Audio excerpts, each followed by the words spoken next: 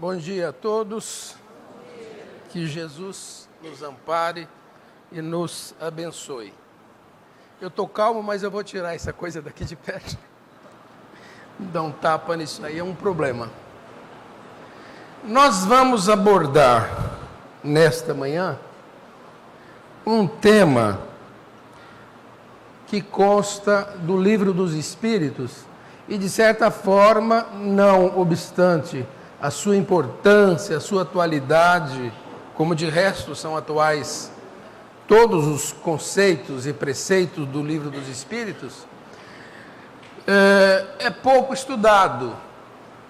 Talvez os que mais se dispõem a ler este título, esta chamada parte 3 de O Livro dos Espíritos, são as pessoas que têm o hábito de fazer o estudo sistemático do Livro dos Espíritos. Aqueles que leem o livro, como se diz, de cabo a rabo, né?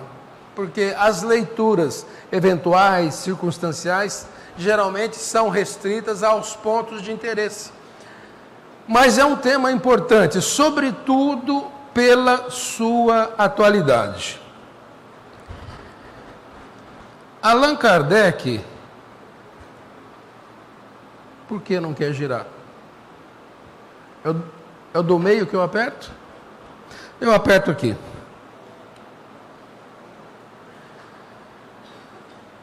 Allan Kardec, como se sabe, era uma pessoa preparada que foi no mundo espiritual, de uma admirável presciência, capacidade de antevisão, sensibilidade para descobertas, para a inquirição, para o perguntar, para a elaboração de perguntas, para a tergiversação sobre os temas que ele estudava. Era um homem admirável. Humanista que foi, ele era um sujeito que estava à frente do tempo dele.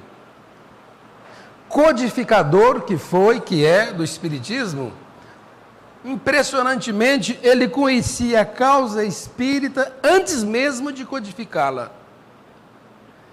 Isso o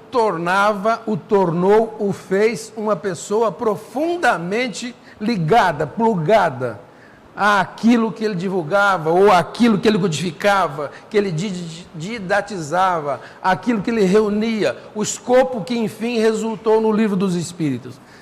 Sueli Caldas Schubert, a última vez que esteve aqui, a grande oradora, escritora espírita, Sueli Caldas Schubert, ela lembrava um aspecto interessante. Ela dizia que Kardec tinha a presciência, a habilidade, o dom, o recurso de perguntar como se de antemão já soubesse as respostas que teria à frente.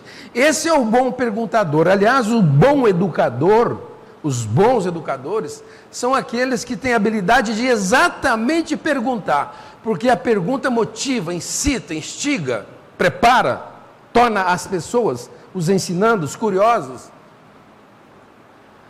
As respostas que vêm dos educadores, evidentemente, são importantes, mas as respostas estão limitadas, restritas ao tempo, à capacidade, às circunstâncias dos ouvintes. As perguntas não.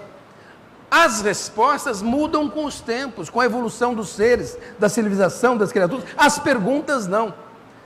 Portanto, há grande sabedoria naqueles que sabem fazer a pergunta certa e, em função dela, suscitar indagações, suscitar interesses. Daí o grande valor, a grande importância, daí o próprio método que Kardec utilizou para escrever o Livro dos Espíritos. Ele poderia ter escrito um livro dissertativo, como fez no Livro dos Médiuns, no Evangelho, obras na Gênese, Céu e Inferno. Mas o Livro dos Espíritos, ele optou por um livro de perguntas e respostas, dada a habilidade, talvez inconsciente, que ele tinha, já do mundo espiritual, na formulação, na indagação, nas perguntas. Quem já leu, e a maioria de nós aqui todos já leu, o Livro dos Espíritos, percebe que ele tem um encadeamento impressionante. A cada resposta que os Espíritos davam, ele encadeava, ele renovava, ele tornava essa questão mais instigante.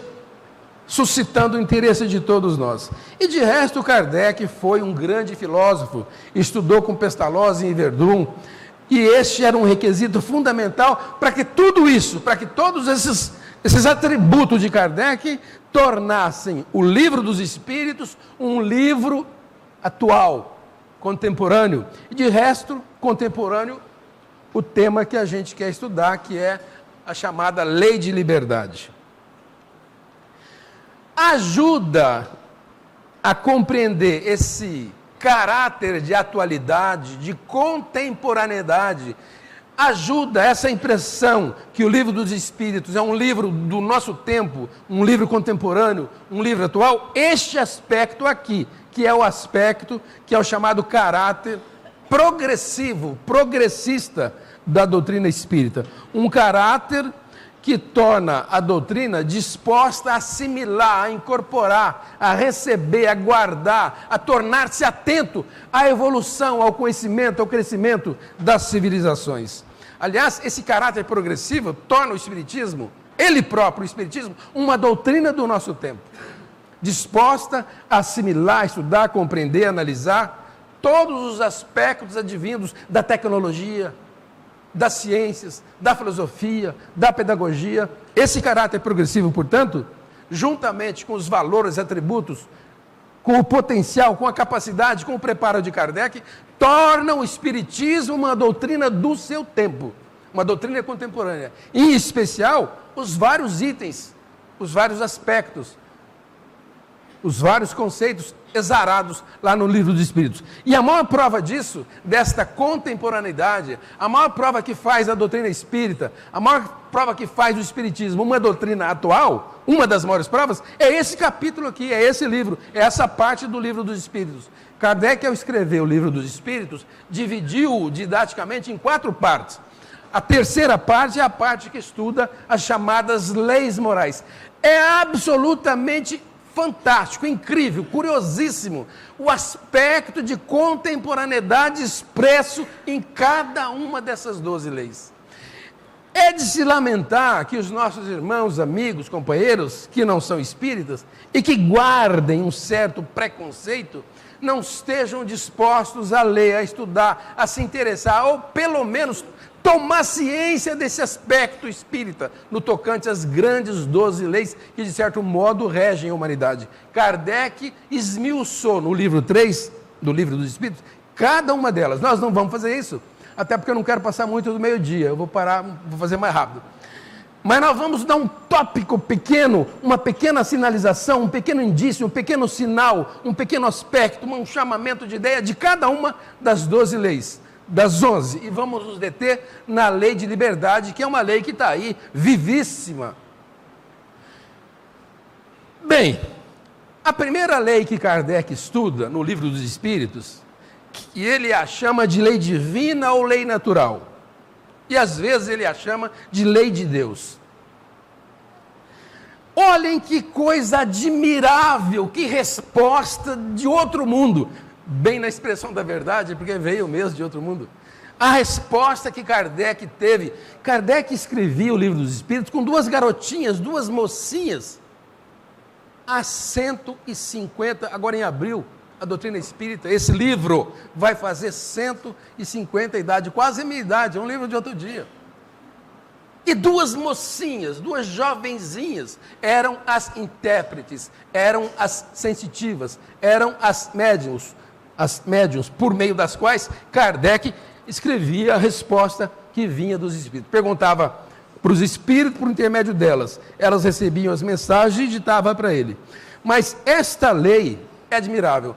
Kardec perguntou o seguinte para os espíritos: onde estaria escrita, expressa, determinantemente, a lei de Deus? Ora, que coisa fantástica!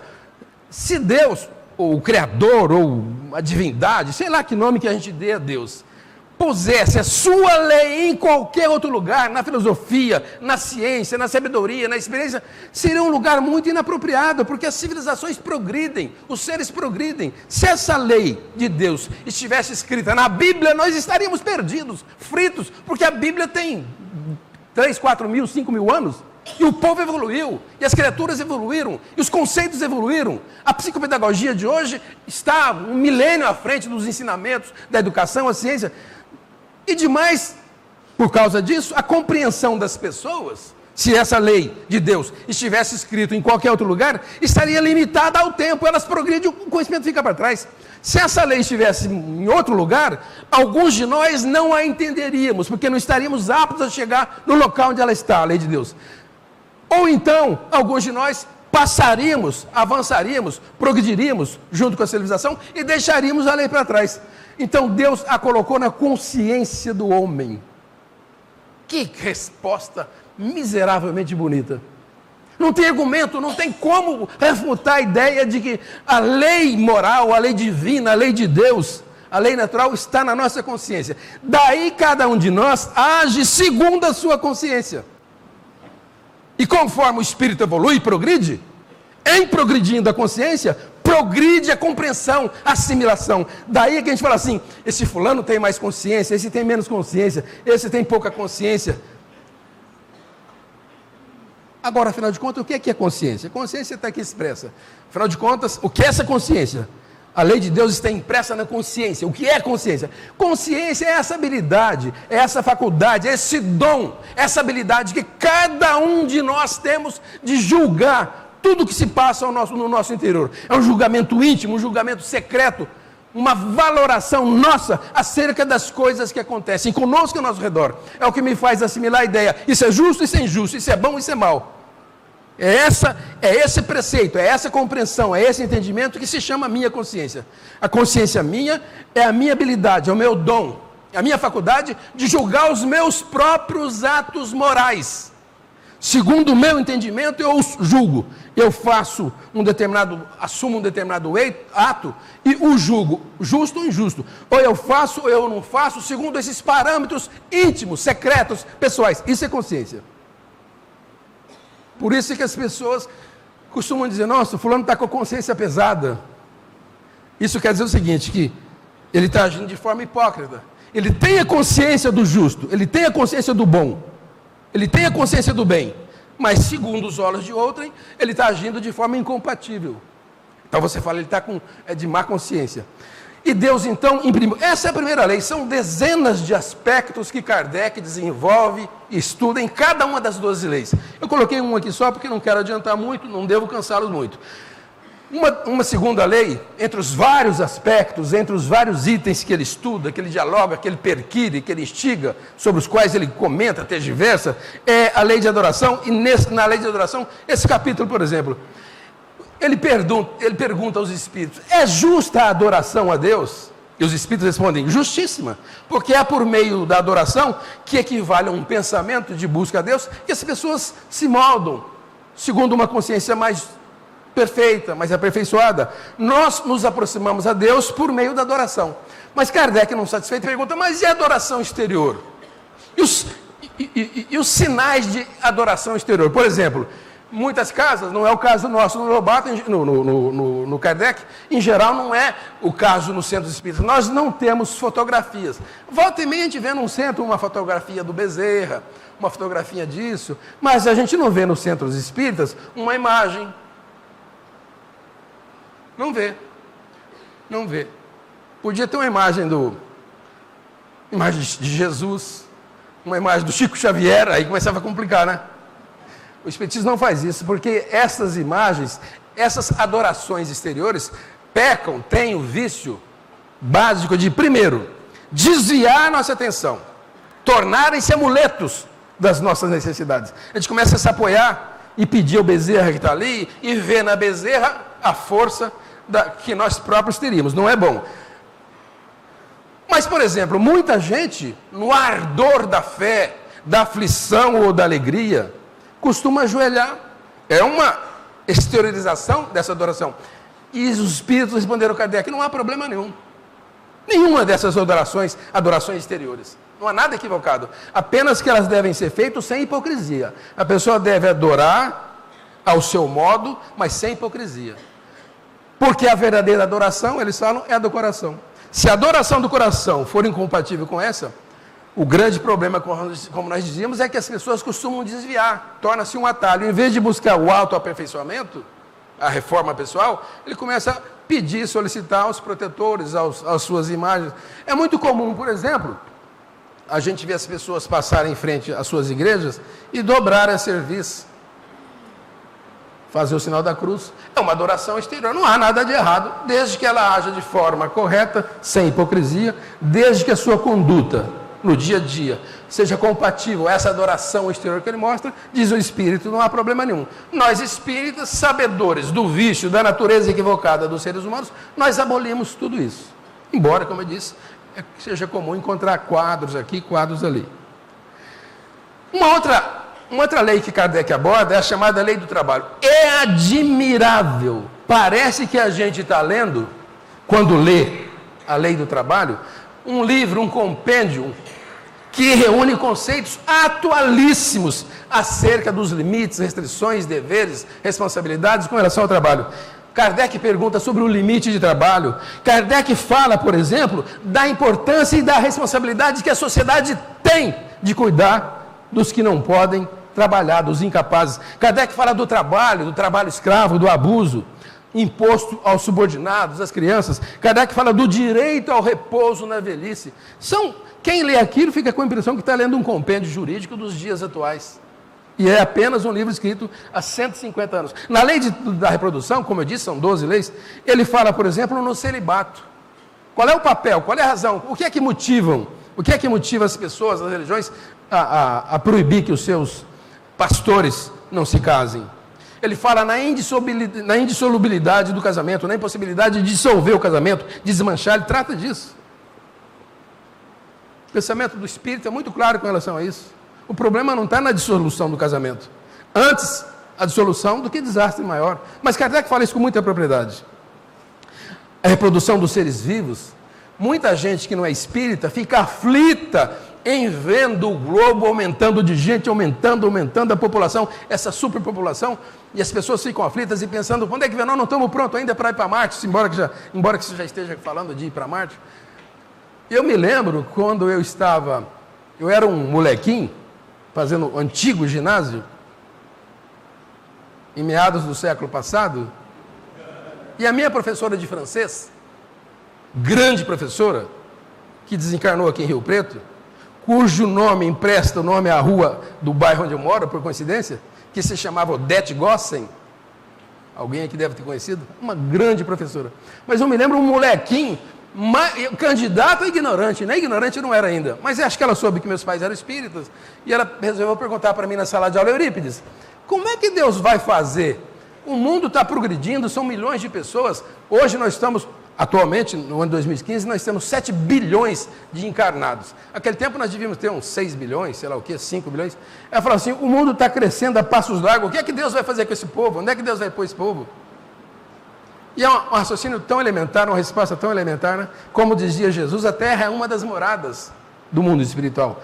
Como a terra, existem centenas. Aliás, a ciência, quem diria que ainda na nossa geração nós viríamos a ciência oficial dizer isso? Existem muitos mundos iguais aos nossos. Há 40, 50 anos, a ciência falava, mas falava com temores, com riscos. As luzes que chegavam da nossa galáxia, que chegavam de outros sistemas solares, que demoram 5 bilhões de anos, mais velhas que a Terra, as luzes que estão chegando aqui até nós, que os nossos aparelhos telescópicos captam, são luzes que saíram desses planetas, desses sistemas solares, dessas estrelas, há 5 bilhões de anos. Ora, faz 5 bilhões de anos que elas saíram de lá. Portanto, quando a ciência descobre rudimentos de vida elementar, microbiana, hoje, quem sabe, são seres mais evoluídos que nós. Mas, enfim, hoje a ciência fala, não é possível que não exista mundos semelhantes, de progresso igual ou superior à da Terra. São as moradas para as quais Deus vai mandar. E há uma ideia segundo a qual a Terra, estando num movimento contínuo, permanente, de expurgo dos maus espíritos, feito a escola, né? Passou de ano, vai, não passou, fica. A ideia é que com o tempo, devagar e de forma sistemática, os espíritos que têm uma certa aversão, incompatibilidade com o princípio espiritual da Terra, fluídico, esses espíritos vão sendo levados para outros mundos. E os que estão mais preparados permanecem. Isso é textual. Isso é textual. Está lá no Evangelho segundo o Espiritismo. É Kardec quem fala, e a gente tem que dar peso. Kardec diz que a Terra está num processo de há muito tempo de transformação de mundo de provas e expiações, que é o mundo atual, mundo escola, mundo hospital, mundo de provas, para um mundo de regeneração. Ficam os espíritos que se candidataram a essa condição de regeneradores de si próprios e são expurgados. Naturalmente, é da lei. Aqueles que não estão dispostos. Mas Kardec fala, por exemplo, na lei de conservação, ele fala, Kardec e os espíritos, brilhantemente sobre a lei do necessário e supérfluo. O que é necessário? O que é supérfluo? Até onde vão as nossas necessidades e até que momento elas deixam de ser necessidade e passam a ser supérfluo? A própria ciência descobre isso outro dia. Agora, abri a Folha de São Paulo hoje, todo dia, toda hora a gente vê de pessoas abrindo brechós específicos para pessoas da Idade Média, para pessoas de classes ricas. Transformou-se num supérfluo, passa para adiante, vende com preço barato, as pessoas usam. Isso em todos os meios, em todos os recursos, de todas as formas. Kardec fala sobre, por exemplo, a alimentação animal. Se a gente pode comer carne. É tão elementar isso, né? Jesus falava isso, a nossa qualidade é incrível. Jesus falava o que faz mal para o homem, não é o que ele ingere. Faz mal para o corpo. Mas o que faz mal para o espírito não é o que ele ingere. É o que ele fala, é o que ele faz. Kardec, no item 6, a lei de destruição, fala, por exemplo, na oportunidade, na necessidade, na razão, no motivo de os flagelos destruidores da humanidade, como o tsunami da vida. Agora mesmo, anteontem, esses dias, passou um ciclone lá numa ilha ao fundo, ao lado da Austrália, dizimou, acabou, liquidou com o povo, com gente, com criança, tudo machuca e dói. Mas quando você vê criança desamparada, com o corpo mutilado, qual é a razão, qual é o motivo? É descuido da misericórdia? Há motivo para isso? É a lei de destruição sem a qual não progride, não evolui o ser humano e a própria terra.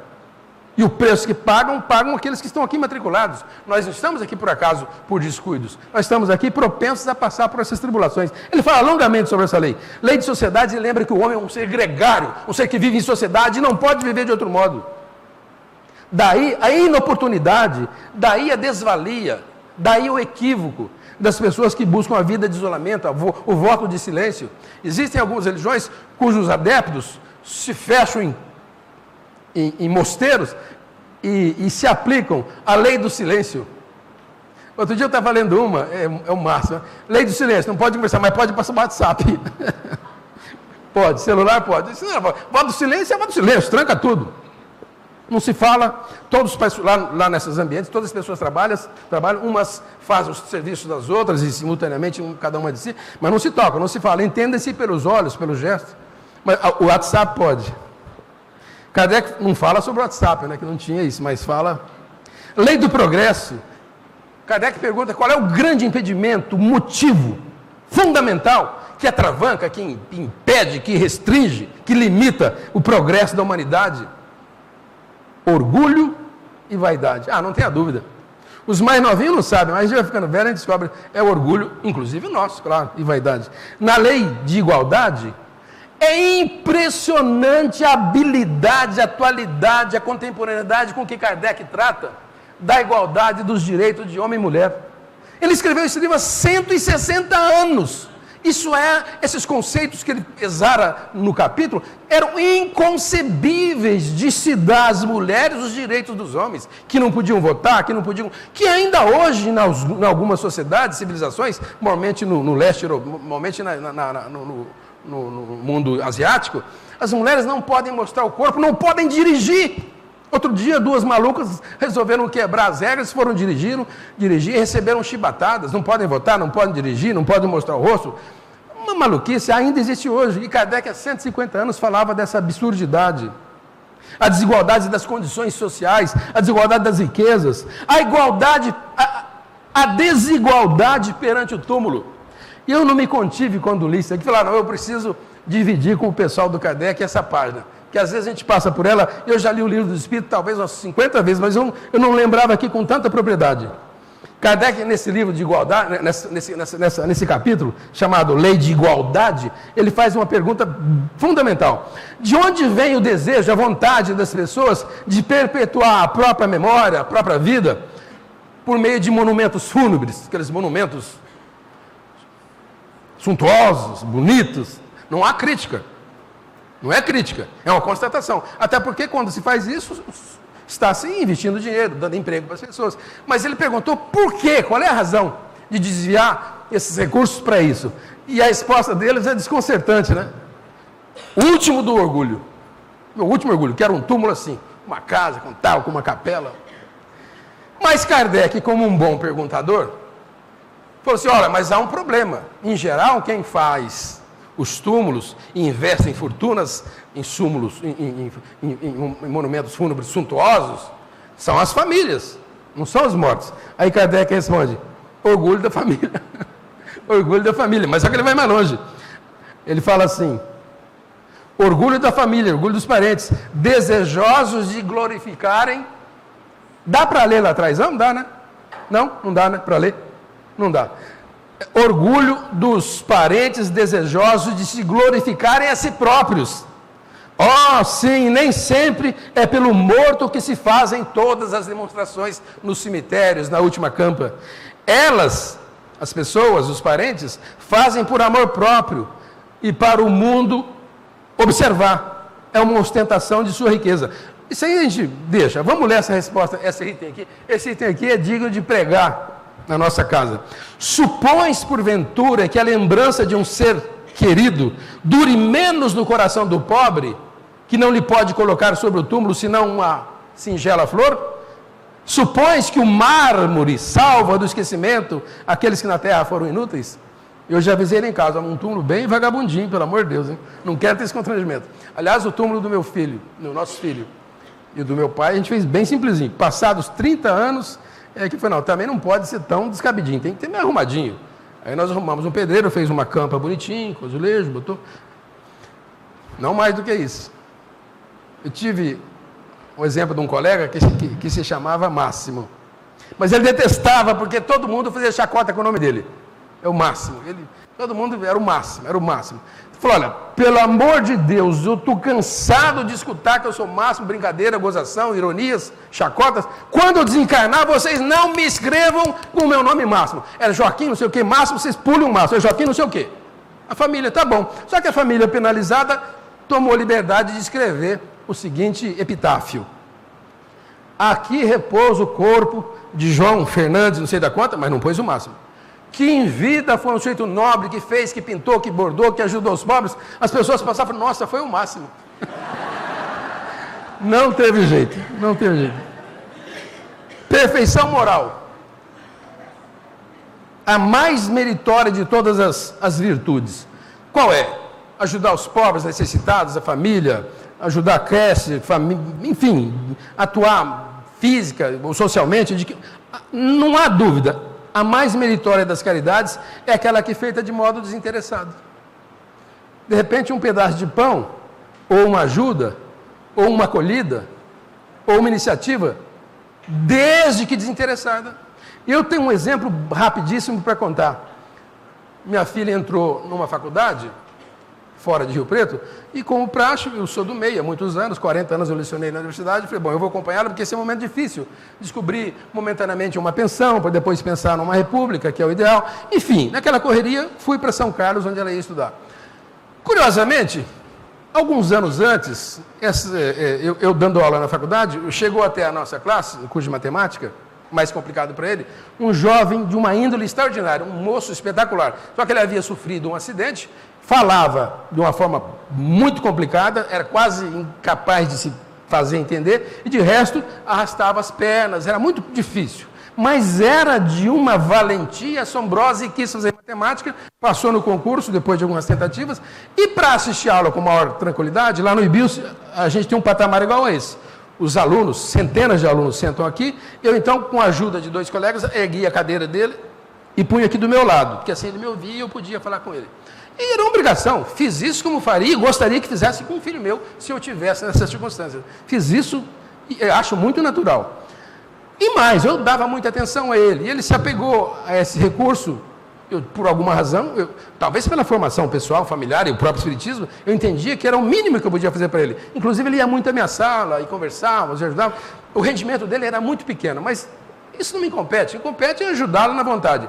Eu, às vezes, abria meu gabinete quando entrava na faculdade, tinha lá a caixa de bombom, dando um bombom. Bom, passaram-se os anos, ele ficou 2 anos, não conseguiu. Não deu conta, é muito complicado, abandonou e eu não o vi mais. Estou chegando em São Carlos com a minha filha, estou ali procurando um lugar, olhando numas planilhas, ali nas paredes do curso. Uma moça chegou e falou: o senhor está procurando moradia para sua filha? Estou procurando. Olha, eu estou vendo que o senhor está com alguma dificuldade. Eu moro numa pensão. Eu, como morei muitos anos em São Carlos, fiz toda a minha mestrado, doutorado, morei muitos anos. Falou: eu moro em tal lugar, eu reconheci o lugar, um lugar bom, próximo da faculdade. Se o senhor quiser, ela pode morar comigo, uma pensão, nem tem lugar, a gente ajeita uma cama, até o senhor procurar achar uma semana, o senhor acha uma república para ela. Eu falei: nossa, você faz... E com muita preocupação, com muito cuidado, porque essas coisas são perigosas. Ainda mais em se tratando de uma menina recém-saída de casa. Mas foi uma beleza. Já fomos lá, a dona da pensão falou: não, tudo bem, pode entrar, eu ajeito aqui. Foi uma maravilha. E fomos para o banco para abrir uma conta corrente para minha filha, lá em São Carlos. Quando ela falou: olha, eu posso ir junto? De repente eu posso ajudar, assinar. Vai, por favor, se quer ir. Quando nós chegamos, o gerente me pediu minha identidade. Ela olhou minha identidade assim de soslaio e falou assim: o nome do senhor é Eurípides? É. O senhor é de Rio Preto? Sim. O senhor foi professor da matemática? Sim. O senhor deu aula para o meu irmão. Me devolveu 3 anos depois, me devolveu tudo. O que aparentemente eu tinha feito para o filho, de forma desinteressada, me devolveu. Acolheu minha filha e foi uma grande orientadora da minha filha pelos anos subsequentes. Quem esperava que eu pudesse? Mas geralmente é assim que acontece. A caridade mais valiosa é desinteressada. De repente, um gesto banal, trivial, desinteressado. Há uma página maravilhosa que eu não vou contar por falta de tempo, no livro O Espírito de Verdade, escrito por Emmanuel, chama-se A História de Jonaquim, a história de um pão. Um sujeito que deu um pedaço de pão desinteressado e quando desencarnou só teve ele para poder se reencarnar. Uma história lindíssima. E assim vai. Agora vamos para a questão, para a lei, que é uma das 12, que é a chamada Lei de Liberdade, atualíssima. Kardec pergunta assim aos espíritos, quando aborda essa lei: há posições no mundo em que o homem pode se vangloriar, se jactar de que desfruta de absoluta liberdade? Sou livre absolutamente. E os espíritos respondem: não, claro que não. Porque todos nós necessitamos uns dos outros, tanto os pequenos quanto os grandes. É impossível senão essa interdependência. Então é impossível que no mundo haja uma posição em que as pessoas desfrutem de uma liberdade plena. Não, não tem. Mas Kardec, como era um bom perguntador, eu sempre digo, a grande sacada é saber perguntar. Eu já contei isso aqui, uma anedota que eu li há muitos anos. Um mineiro e a mulher resolveram passear pelas pairagens de Minas, uns lugares lindos e bonitos, a mulher do lado do motorista dirigindo, o pai dirigindo e um moleque de uns 12 anos atrás. Aí o moleque começou a ver aquelas belezas, o gado, as fazendas, as pairagens, os sítios, e falava assim: pai, o que é aquilo lá? Pai quieto, a mãe quieta. Passavam-se mais uns minutos: pai, que coisa linda, o que é aquilo? O pai quieto. Lá pela 14ª, 15ª, 20ª pergunta, a mãe se voltou para o filho assim: filho do céu, dá sossego para o pai dirigir? Aí o pai falou assim: mulher, deixa o moleque perguntando, porque assim ele vai aprendendo alguma coisa.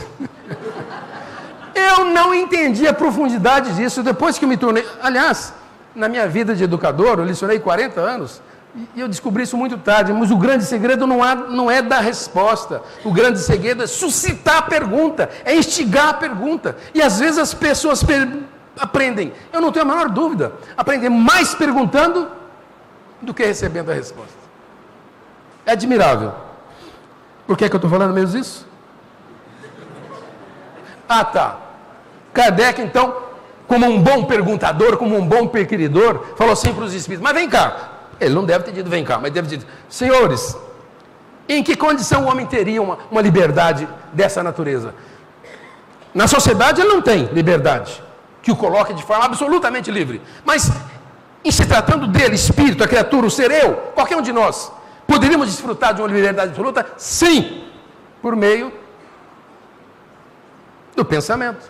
A não ser que a pessoa se dedique à condição de um ermitão, de um eremita, e por penitência suba um morro, suba no alto de uma árvore. Antigamente fazia-se muito isso. E a pessoa se isola do mundo. De outro jeito ele não tem como. A não ser assim. Porque desde que dois homens se juntem, nenhum deles tem mais a liberdade absoluta. Mas aí ficou a resposta. O pensamento é a forma pela qual o homem foge de todo constrangimento, pela qual ele foge de toda limitação, pela qual ele foge de toda restrição. Ninguém pode censurar o pensamento da pessoa. Pode até censurar a sua forma de pensar, ou a sua forma de agir, mas o seu pensamento não censura. Ninguém conhece o pensamento das pessoas. E se conhece o pensamento, não conhece a intenção. É pelo pensamento que o homem desfruta de uma liberdade sem limites. Nada pode obstaculizar o pensamento. Aniquila-se muitas vezes o voo, a sua manifestação, mas não se pode aniquilá-lo. Aí Kardec faz uma pergunta super natural. Mas se o homem é livre para pensar, ele é livre no tocante às consequências dos seus pensamentos? Ou seja, ele é responsável pelo que pensa? Sim, o homem é responsável na visão espírita pelo que pensa. Ele se torna responsável diante da lei divina, e só Deus, conhecendo a natureza do pensamento, pode condenar ou absolver a pessoa em função do seu pensamento. Só Deus nos pode condenar pelo nosso pensamento, mas ninguém. Ninguém nos conhece a respeito do pensamento. Então o homem é livre, absolutamente livre, no que toca ao seu modo de pensar. Aí ele é livre.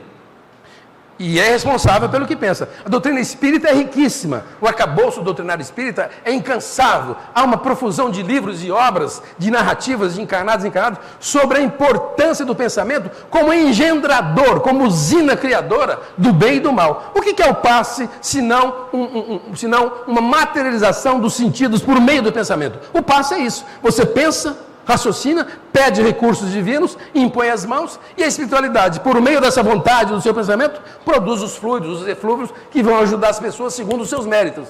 Assim como as pessoas mal intencionadas, por meio do pensamento, prejudicam consciente ou inconscientemente os outros. Muitos espíritos, André Luiz conta isso em várias obras, de espíritos que frequentam hospitais, leitos de famílias, praticamente administrando passes a fim de perturbar, complicar, por meio do pensamento, a vida dos seus incautos, das suas vítimas incautas. O pensamento, portanto, é uma usina geradora e nós somos responsáveis por ela, segundo os espíritos. Aí Kardec faz a seguinte pergunta: muito bem, e quanto à liberdade de consciência? Ela é uma liberdade da consciência de pensar? Ou seja, se eu sou livre para pensar, será que eu sou livre também no tocante à minha consciência, à minha valoração, ao meu norteamento íntimo, à minha forma de entender o que é justo, o que é bom, o que é certo, o que é errado? Eu também sou livre quanto a isso? E eles falaram, claro. A consciência é um pensamento íntimo. E sendo um pensamento íntimo, assim como o pensamento é livre, a consciência é livre. Lembrando que a consciência é essa capacidade de auto-julgamento. Aí Kardec faz a seguinte pergunta inevitável, que de certo modo, por exemplo, nos transporta para um episódio recentíssimo, ocorrido em Paris, há alguns meses, quando os fundamentalistas lá da religião islâmica atacaram lá o jornal, a redação do jornal, como? Charlie Hebdo. Mataram 12 jornalistas e mais umas pessoas. Esse assunto aqui começa a remeter para isso e nos ajuda a formatar. Eu confesso que quando li os episódios, quando eu acompanhei, e a maioria de nós fez isso, eu também me interessei por algumas opiniões espíritas, em vários textos e livros, mas eu não estou ainda seguro para formatar uma opinião. Eu confesso que fiquei mais seguro quando li Kardec, e tenho uma opinião mais ou menos formada. O homem tem o direito de colocar obstáculos à liberdade de consciência? As pessoas têm a sua consciência, a liberdade de agir e pensar. Eu posso obstaculizar, eu posso reprimir, eu posso conter, eu posso limitar a liberdade de consciência? Olha que resposta admirável. Não! Nem a liberdade de pensar, nem a liberdade de consciência. Pertence apenas a Deus o direito de julgar a consciência. Homem nenhum pode julgar a consciência dos outros. Se o fizer, está agindo de forma equivocada. Mas aí Kardec faz uma pergunta que qualquer um de nós fala, bem, tudo bem, mas e se eu impedir? Eu não posso, as sociedades não podem impedir a liberdade de consciência dos cidadãos. Mas e um governo autoritário que quer impedir a manifestação da consciência, dos desejos, das vontades íntimas das pessoas? Um governo autoritário, um governo socialista, embora o socialismo em si seja o advento de uma coisa boa, mas impossível na prática atual, Será que os governos autoritários podem fazer isso? As religiões, existem religiões fundamentalistas, não só entre os islâmicos, entre os nossos irmãos evangélicos, entre nós próprios. De repente a gente quer impedir a manifestação, o que é um grande equívoco. O espiritismo, fundamentalmente, não faz apologia de si mesmo. Não faz. Nós podemos isso, nós prometemos aquilo. Não faz apologia. Nem sequer proselitismo. Venha para cá, venha. E nós temos religiosos, irmãos nossos, e nós os compreendemos. Uma das coisas que nós, como espíritas, lidamos bem é compreender as dificuldades das pessoas. Mas no centro que eu frequento, no Lobato, há alguns anos, uma determinada religião, no dia de frequência pública, de passes públicos, que era quinta-feira, que é quinta-feira, vários deles, 5, 8, 9, 10 pessoas de uma determinada religião, se aglomeravam, essas pessoas, à frente do nosso portão, e começavam e tentavam demover os nossos frequentadores de entrarem no centro, com uma argumentação, uma quase ladainha, que nós compreendemos, de que, olha, aí é casa de louco, casa de maluco, casa de obsedado, casa disso, é uma religião prescrita no Evangelho. A gente compreende, e até entende. Antigamente, muitos que estão aqui presentes vão se lembrar, antigamente as pessoas passavam na frente dos centros espíritas, e era muito comum chegarem nos centros espíritas, as pessoas obsedadas, com as órbitas dos olhos virando, babando totalmente, e viam aquele povo entrando no centro espírita, os que passavam falavam, casa de louco, casa de louco, casa de louco nada, casa de solução. Você passa em frente ao hospital, você fala, casa de doente. Não, casa de saúde, casa onde se tratam os doentes. Espiritismo é casa de louco. Não, casa onde se tratam os doentes. É muito diferente. Mas esses nossos irmãos entendiam assim. De certa forma, é uma agressão, é uma tentativa de obstaculizar, é uma tentativa de reprimir a liberdade de consciência que a religião passa para os seus profitentes. Mas Kardec pergunta, faz essa pergunta com sentido natural. Os homens podem regular as lições, podem regular as relações de um para com os outros, mas quando se trata de consciência, só Deus pode fazê-lo. Nós não podemos regular as nossas relações de homem para homem. Nós não conhecemos a profundeza dos nossos pensamentos e muito menos dos nossos sentimentos que levam à consciência. Mas no tocante às relações com Deus, que se processa por meio do pensamento, da consciência, aí é Deus quem decide. Eles disseram a Kardec. Aí Kardec faz a pergunta a qual eu me referi há pouco. É inevitável essa pergunta. Bom, mas e se uma sociedade, uma religião, uma civilização tentar reprimir, tentar limitar? Você não pode pensar assim. Se pensar assim é preso. Se pensar assim os bens são tomados. Se pensar assim é assassinado. Se pensar assim é queimado vivo. A gente vê hoje. Outro dia a gente viu um sujeito numa jaula queimado vivo. A Idade Média, a Inquisição, queimava as pessoas aos milhões em todas as partes da Europa, inclusive no Brasil, para que as pessoas renegassem, refutassem os princípios que não fossem... Não é crítica ao catolicismo, até porque todos nós passamos por isso, mas as pessoas que renegassem, que não aceitassem os princípios católicos, eram levadas à prisão, às masmorras e assassinadas, muitas delas queimadas vivas, como Joana d'Arc, como... o Kepler não foi, mas como outro lá, enfim...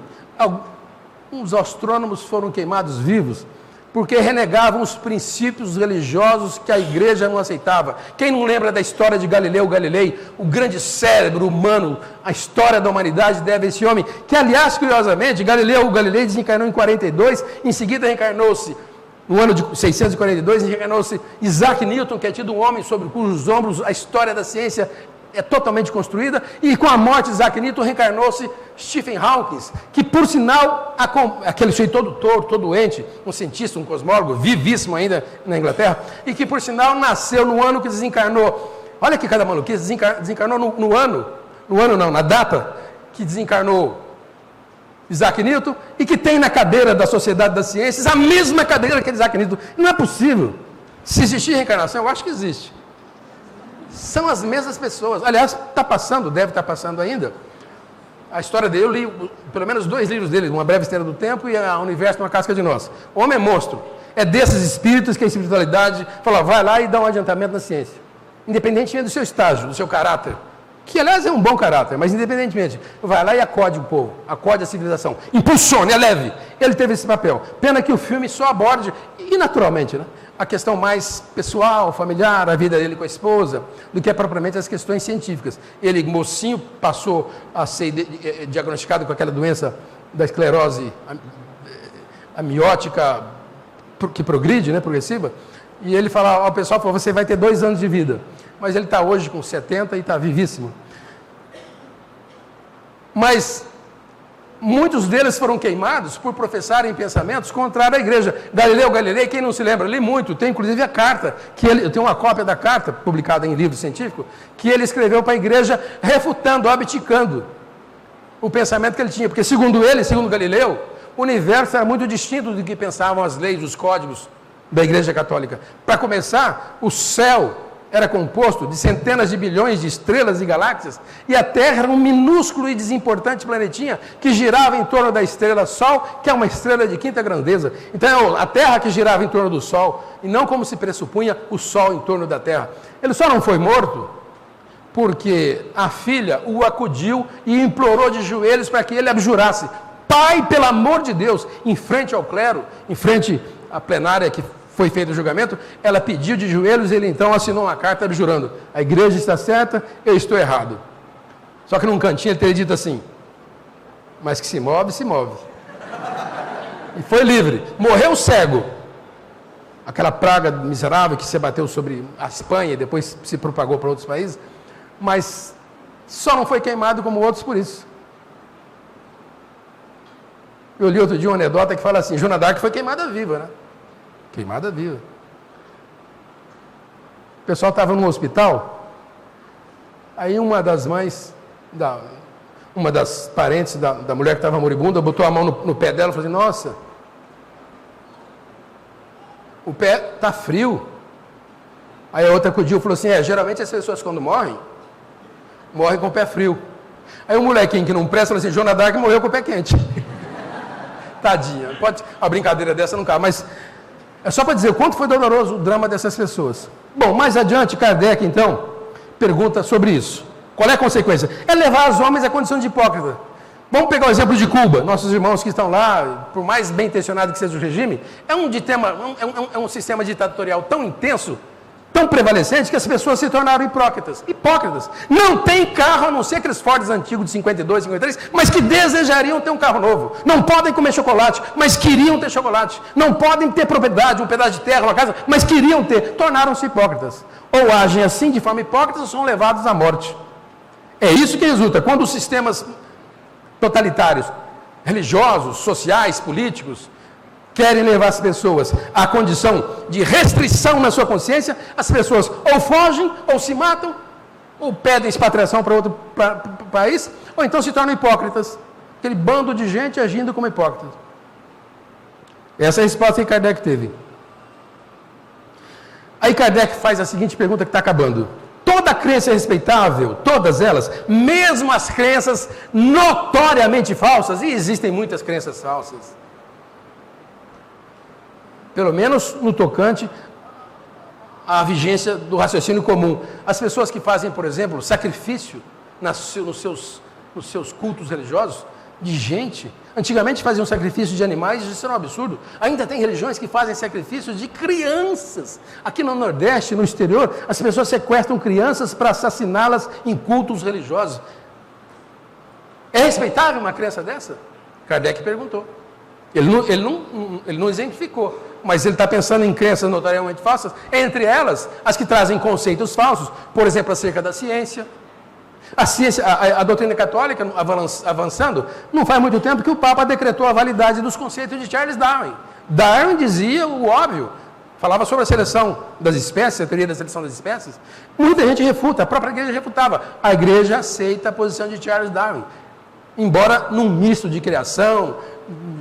É meio confuso ainda, meio confusa a ideia da igreja, porque fala na criação e na evolução, mas de qualquer modo, já se aceita a ideia da teoria de Charles Darwin, está lá mudando. Mas os espíritos respondem assim: toda crença é respeitável, porém, no entanto, entretanto, as que conduzem à prática do bem. Toda crença é respeitável, porém, quando ela é sincera, quando ela conduz à prática do bem. As crenças repreensíveis, as crenças condenáveis, as crenças inaceitáveis, são as que conduzem ao mal. Bom, tá bom. Agora vem uma pergunta. Bem, se eu posso acreditar que não são respeitáveis as crenças que levam ao mal, eu posso tomar uma atitude mais... eu posso escandalizá-las? A pergunta de Kardec é essa. É repreensível, é errado, é inconveniente escandalizar, ridicularizar, na sua crença, aqueles que não pensam como nós? Infelizmente, os nossos irmãos de outras religiões fazem muito com religiões espiritistas, mas nós somos vacinados. Eu, por exemplo, que nasci no meio espírita com os pais, a minha vida na faculdade de república, eu sofri chacota, uma escandalização plena, mas eu nunca me toquei, nunca dei peso. Talvez isso tenha sido bom, porque as pessoas não tinham... Eu morava na República, e terça-feira nós frequentávamos o centro espírita, e eu participava de grupo mediúnico, então terça-feira eu era meio gordinho, não precisava comer. André Luiz fala, mas nem precisaria falar, estômago cheio em reunião mediúnica não funciona. E eu fumava naquele tempo. E eu, então, com a consciência pesada, na terça-feira eu não fumava. Olha, grande vantagem. Como se eu estivesse fazendo uma grande coisa. Mas diminuiu a refeição. Então, o pessoal, quando saía da República, meus colegas de faculdade, para jantar, alguns esqueciam. Eu falei, Eurípides, vamos jantar. Aí uns 2 ou 3 falaram, não, hoje é dia dele comer livro. Eu achava que era uma brincadeira. Eu escutei isso a vida inteira. A escandalização, os nossos irmãos evangélicos, eu me lembro de ter visto a revista cristã, da católica. É revista cristã, não é...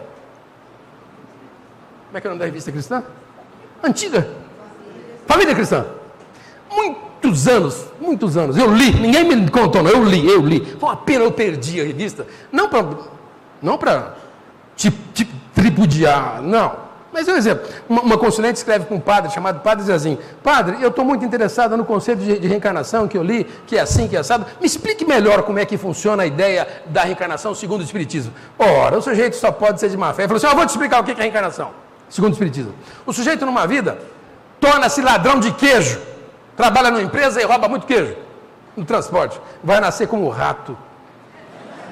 Essa é uma ideia chamada metempsicose, que vigia nos tempos antes de Jesus Cristo, que os filósofos estudiosos usavam como forma de atemorizar as pessoas. Diziam, olha, sejam bons, sejam nobres, sejam respeitáveis, respeito o semelhante, porque se você não respeitar, você vai nascer como bicho. É a teoria da reencarnação, chamada metempsicose. Segundo o Espiritismo, o espírito humano, uma vez atingido essa face humana, ele nunca mais retrograda. Nunca mais. Ele pode ter as dificuldades naturais na condição de humano. Mas eles falam isso. Mas ele dá mais um exemplo. Se por outro lado a pessoa rouba muita carne, vai nascer como abutre. Essa moça não deve ter acreditado, mas você acreditou mal para ela, coitada. É falta de, olha só, repreender, escandalizar, ridicularizar. Foi mais ou menos o que a gente viu. A crença daqueles que pensam diferente de nós é falta de caridade. Aí a pergunta, para finalizar, 2 perguntas. É assim, bom, então, em respeito a essa liberdade, eu devo ficar quieto. Deixa. A sociedade, a civilização, constata que certas religiões estão profundamente equivocadas. Então deixa. O que eu vou fazer? É a liberdade de consciência? Deixa para lá? Ou não? Com alguma consciência, sem insultar essa liberdade, sem escandalizar, procurar orientar, chamar atenção, trazer de volta as pessoas para aquilo que nós acreditamos ser um caminho verdadeiro, longe dos princípios falsos. Na minha casa nós tínhamos um carteiro há muitos anos, ele ia entregar correspondência e tinha muita revista espírita, e um dia ele topou com a minha mulher e falou, eu vou salvar essa mulher, é de uma religião aí, que eu não sei qual é. Eu falava assim, minha senhora, eu estou vendo que vocês são espíritas, mas... Aí ele tentou demover minha mulher, trazendo-a para aquele que ele entendia ser o caminho justo. Aí minha mulher falou, olha, para a sua surpresa, nós somos cristãs e de mais a mais, a Bíblia que você estuda é a mesma que eu. Não, senhora, é a mesma. Você quer saber? A Bíblia que eu estudo, por exemplo, a tradução é do Ferreira, do João Ferreira. Eu falo, não acredito. Aí parou de amolar um pouco. Certamente que se pode tentar trazer as pessoas para aquilo que a sociedade, que o bem comum entende como correto. Mas, eles dizem para nós, ensinar o exemplo de Jesus, com candura, por meio de persuasão, de convencimento, e não pela força, como tentaram as igrejas no passado, que seria uma forma pior, mais contraproducente, do que a crença que a gente quer combater. Você quer combater uma crença e se torna pior do que a própria crença ao matar as pessoas, ao violentá-las. Se há alguma coisa permitido de se impor, de se levar as pessoas, de tentar demovê-las de ideias, é trocar pelo bem e pela fraternidade. Mas não cremos que o meio de demover as pessoas dos seus maus caminhos seja agindo com violência. Convicção não se impõe. E a última pergunta é essa. Todas as religiões querem ser a melhor, querem ser a correta, querem ser a religião que traz a expressão da verdade, como ele diz aqui. Como é que nós vamos saber qual é a verdadeira? São centenas, no Brasil são centenas de religiões, sobretudo no segmento evangélico, são centenas de instituições religiosas no Brasil. No mundo todo, quantas centenas? Todas, a menos do Espiritismo, honestamente. É só pegar o compêndio. O Espiritismo não se diz melhor que ninguém. O Espiritismo não advoga nem sequer a necessidade da pessoa ser religiosa. O Espiritismo advoga a questão do sentimento pessoal íntimo e do bem ao próximo desinteressado. Mas se é assim, se todas querem, qual que é? Resposta única, fatal e cabal. Será aquela que faz homens de bem, que faz mais gente de bem e menos hipócritas. Ou seja, a religião mais importante, a religião correta, a religião que seria a expressão da verdade, é aquela que torna os homens praticantes da lei de amor e de caridade na sua maior pureza e na sua maior abrangência. Essa é a melhor religião. Muito obrigado. Até logo. Obrigado.